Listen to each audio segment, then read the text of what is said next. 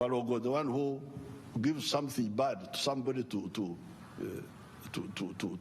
eat. Are we to sell good products to people or to sell bad things to people? How can it be that we want to sell bad things to people? Because people, or to sell bad things to people shall be turned into, how can it be as if we want to sell bad things to people, like the poisoners of people? Algeria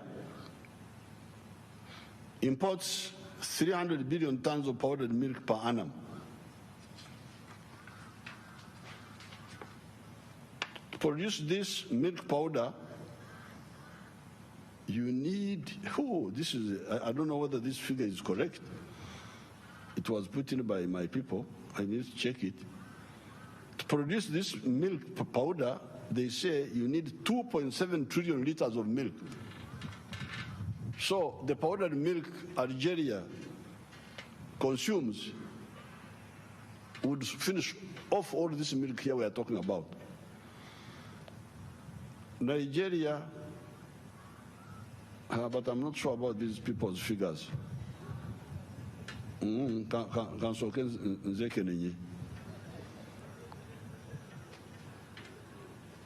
many, but anyway, the point is that Algeria and Nigeria consume a lot of powdered milk, and to produce powdered milk, you need a lot of liquid milk. And we produce a lot of powdered milk here. So these people could buy this milk. With many of Uganda's products, there is a global market, but we must solve the issues of safety. I will not talk of quality, because our agricultural products are the best quality in the world. In terms of quality, they are the best.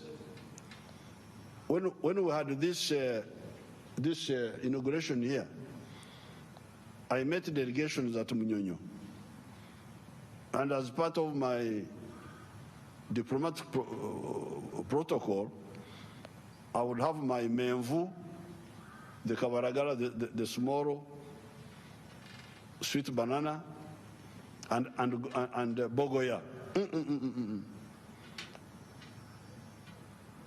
People like those products. They like bogoya. They like this small sweet banana, kabaragara. They like the pineapple of Uganda is among the best. The millet, the milk, they are the best quality. The problem is the mishandling by our producers who are not well sensitized.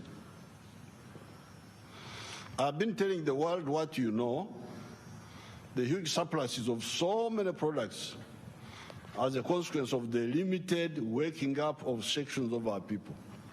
Only a very small number of people have woken up to produce for the market. Yet, this is a mere ndozo. Ndozo is when you jaribu, ini jaribu to make people taste. If you take beef, dairy sector for instance, the beef and dairy sector for instance, the big increase in the milk production is in spite of still using the free-range method. We are still using free-range, cows roaming around, where cattle are sent to the bush or farm to graze when the farm is bush cleared. In this method, the stocking ratio is only 1.5 cattle per acre per annum. So in a square mile, you will have like 300 cows in a square mile. Some years ago, I went to Israel and saw 1,000 Frisian cows in 1 acre.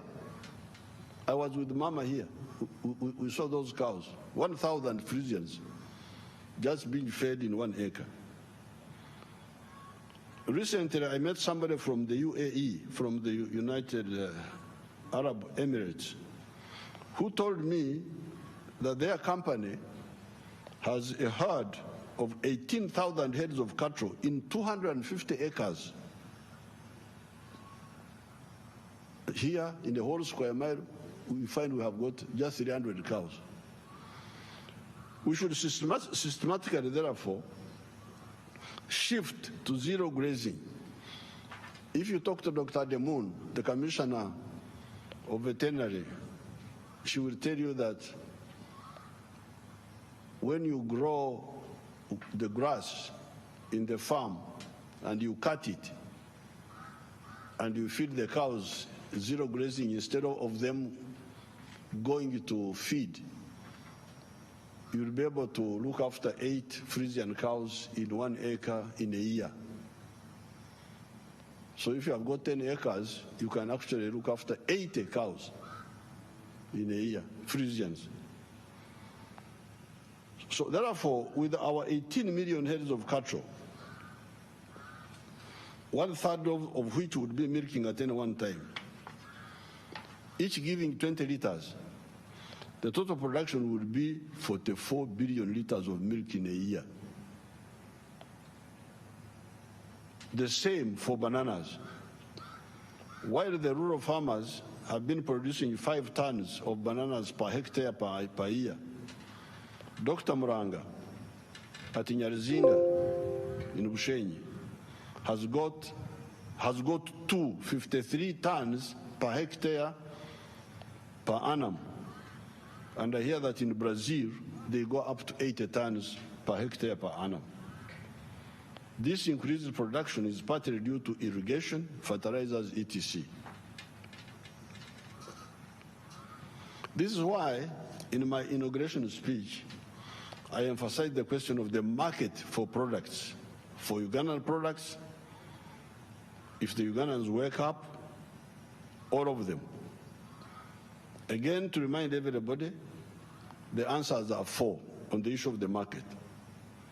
The internal market of Uganda, boosted by increased purchasing power, when all homesteads join the money economy by producing for the stomach, but also for producing for the pocket. Secondly, the East African market through the East African community. Thirdly, the African market through the continental free trade area. And fourthly, the global market through the trade access agreements with like AGOA, the Chinese preferential access market, the European Union, where they allow everything but arms, and also access to other markets on the merit of the quality and pricing of our products. Once all the leaders are clear on these points, we shall more easily be able to implement the guidelines we have put out for the whole country. Who is to produce low-value crops but on a large scale, such as sugarcane, cotton, maize, tobacco, etc., and who is to produce high-value products on a smaller scale, such as coffee, milk, fruits, poultry, piggery, horticulture, and who should do both. We should really, if you want to help our people, this parliament, please. We had a long discussion in Kyankwanzi with the new MPs. There's nothing we didn't discuss.